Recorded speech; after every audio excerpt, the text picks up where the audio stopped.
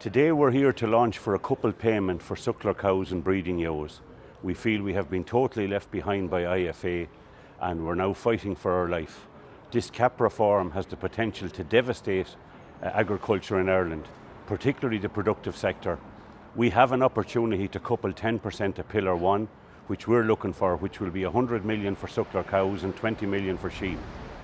All other member states that feel that this herd is under pressure are doing the same, and we can't understand why we're not doing it. So myself and Flor McCarthy have decided we're going to launch our campaign today, and we're going to lobby every Fianna Fáil TD in the country on the basis, and we're going to see exactly what Fine Gael's view is on it as well. The purpose here is to try and get support for this, to get support for the small farmer, for the full-time farmer, for the farmer that's working. And I think that we're putting down a line here today. We're standing up for those farmers. We're not just standing up for every farmer and no farmer. We're standing up for the sucklers and sheep farmers today, as nobody else is doing it. We got a month's reprieve on this issue with the failure of the talks in Brussels to try and get something that would suit Ireland. We're sitting on our hands and we're going off on a climate change racket.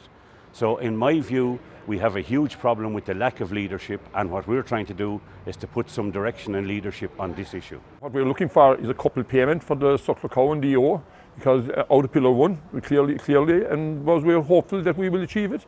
You know, I mean, we're appealing to our Minister of Agriculture, Charlie McConnell, and but he's in a unique position. He's following the footsteps of Ray McSherry, who would have been Minister of Agriculture and Commissioner in the Sligo man. And we benefited handsomely out of his moves over the last 25 to 30 years. And now I think it's time to look at a coupled payment on both the cow and the ewe. I feel that it's time we moved in the same direction, because what I'm seeing in my country is a bit like with the land abandonment. I mean, and also I look at the national park in Killarney where it burned, for 2 or 3 days, and for the reason it stopped, it came to land that was managed. When I mean my managed land that is being farmed, and that land is farmed at a cost, and I feel that the money has to go to them to have the stock on the land, because that's the only way they can actually afford to have the stock. We're going to fight for our suckler herd, for our sheep flock, and we're going to retain family farming in Ireland to the best we can. Thank you very much for your attention. Thank you.